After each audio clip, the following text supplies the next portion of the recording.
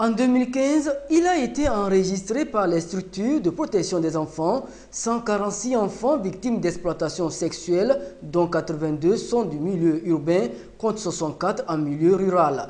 Et sur 10 enfants victimes de ce fléau, 9 sont des filles. Face à l'ampleur du phénomène, les acteurs de protection des enfants veulent mener des actions plus concrètes dans la lutte contre ce phénomène. Depuis que le projet a commencé à Nié, nous avons eu beaucoup de retombées positives.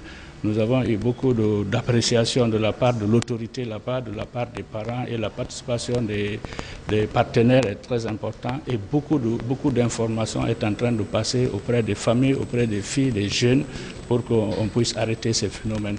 Proposer des solutions pour renforcer des actions, tel est le souhait du ministère de l'Action sociale et du Plan international Togo, partenaire financier de ce projet. Déjà mis en œuvre dans la préfecture de l'Anié, les résultats sont déjà disponibles et font objet de partage. Nous avons eu déjà à renforcer les capacités des acteurs de protection de l'enfant par rapport à la thématique. Nous avons également travaillé avec les jeunes.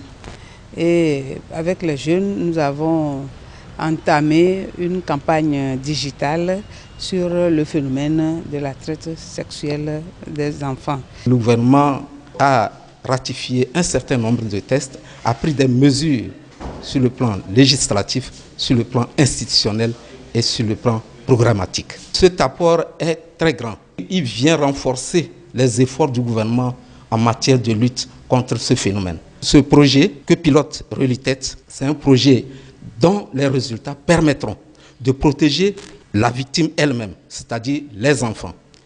Les résultats permettront de protéger la communauté. Les résultats permettront de faire en sorte que toutes les communautés soient protégées contre ce phénomène et que le Togo sorte gagnant. La rencontre organisée en collaboration avec le réseau de lutte contre la traite des enfants au Togo permettra de lutter contre l'atteinte à la dignité de ces enfants à divers niveaux.